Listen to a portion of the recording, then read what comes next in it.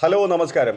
നിങ്ങൾ Australia, New Zealand തുടങ്ങിയ സ്ഥലങ്ങളിലേക്ക് സിംഗപ്പൂർ എയർലൈൻസ്, സ്കൂട്ട് അല്ലെങ്കിൽ മലേഷ്യൻ എയർവേസ് തുടങ്ങിയ ഫ്ലൈറ്റുകളിൽ യാത്ര ചെയ്യുന്നവരാണോ?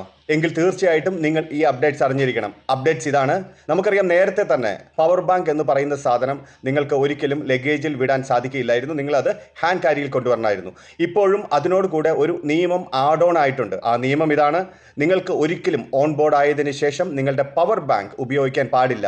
ഇത്രയും നാളും പല ആളുകൾ അവർ പവർ ബാങ്ക് ഫ്ലൈറ്റിലുള്ള സമയത്ത് കുത്തിയിട്ടിട്ട് പാട്ട് കേൾക്കുകയും കാര്യങ്ങളെല്ലാം ചാർജ് ചെയ്യുകയും പാട്ട് കേൾക്കുകയും വീഡിയോ കാണുകയൊക്കെ ചെയ്തിരുന്നു. ആ നിയമം ഈ പറയുന്ന എയർവേസുകൾ എല്ലാം എടുത്തു കളഞ്ഞിരിക്കുകയാണ്. നിങ്ങൾക്ക് ഒരിക്കലും അത് ഉപയോഗിക്കാൻ വേണ്ടി സാധിക്കില്ല. അതിന് പകരം നിങ്ങൾ പവർ ബാങ്ക് പ്രത്യേകമായി ഒരു പൗച്ചിൽ പാക്ക് ചെയ്ത് അതിനോട് കൂടി വേറൊരു മെറ്റൽസോ വേറെ കേബിളുകളോ ഒന്നും ടച്ച് ചെയ്യാത്ത വിധത്തിൽ അത് പാക്ക് ചെയ്ത് സെപ്പറേറ്റ് ആയിട്ട് സൂക്ഷിക്കുകയും ഓരോ പ്രാവശ്യം നിങ്ങൾ ചെക്ക് ഇൻ ചെയ്യുന്ന സമയത്ത് അതാത് കൗണ്ടറുകളിൽ അത് ഡിക്ലെയർ ചെയ്യുകയും വേണം.